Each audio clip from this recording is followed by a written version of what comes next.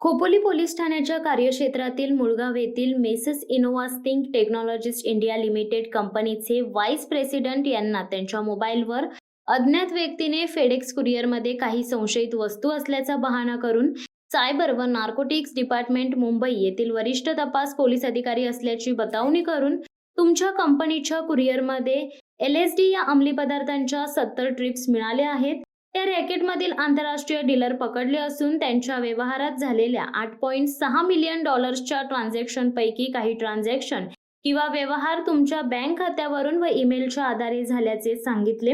या गुन्ह्यात फिर्यादीला जन्मठेप होऊ शकते अशी धमकी देऊन त्याच्याकडून 19,89,055 रुपये इतकी रक्कम जबरदस्तीने 2 वेगवेगळ्या बँक खात्यावर वळती करून घेतली।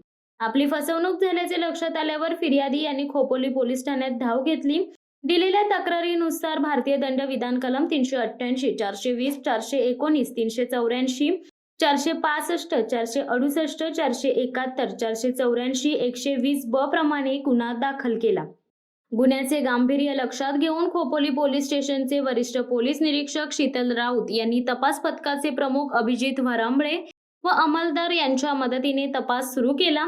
सर्वप्रथम फिर्यादीकडून वसूल केलेली खंडणीची रक्कम ज्या बँक खात्यामध्ये वळती झाली त्या बँक खातेदारास सुरत येथून ताब्यात घेतले व त्याने त्या खात्याशी संबंधित सिम कार्ड, ATM कार्ड व चेकबुक असे पुढील आरोपींना दिले।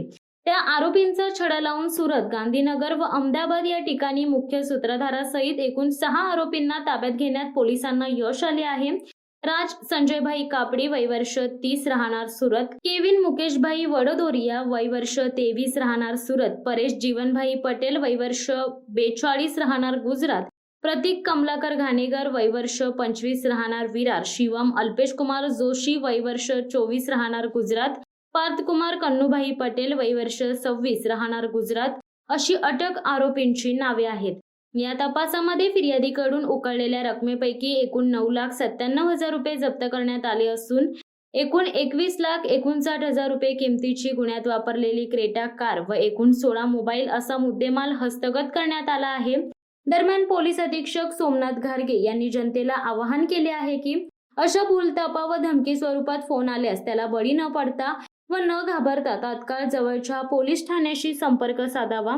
सदरची कामगिरी पोलीस अधीक्षक सोमनाथ घारगे, अपर पोलीस अधीक्षक अतुल झेंडे, खालापूर उपविभागीय पोलीस अधिकारी विक्रम कदम यांच्या मार्गदर्शनाखाली खोपोली पोलीस ठाण्याचे वरिष्ठ पोलीस निरीक्षक शीतल राऊत तसेच गुन्हे प्रकटीकरण पथकाचे अभिजित वरांबळे, पोलीस अंमलदार प्रशांत पाटील, पोलीस हवालदार प्रसाद पाटील, सागर शेवते, प्रदीप कुंभार, वसंत जाधव, पोलीस शिपाई प्रणित कळमकर, रामा मासाळ, प्रदीप खरात, किरण देवकते, अमोल राठोड, पोलीस नाईक प्रवीण भालेराव, लिंबाजी शेडगे यांनी केली। खोपोली पोलीस ठाण्यामध्ये एक चीटिंग विथ एक्सटॉर्शनचा गुन्हा नोंद झालेला होता। यामध्ये एका उच्च विद्याविभूषित आणि वेल क्वालिफाईड अशा व्यक्तीला जे आहेत घाबरवून फसवण्यात आलेलं होतं।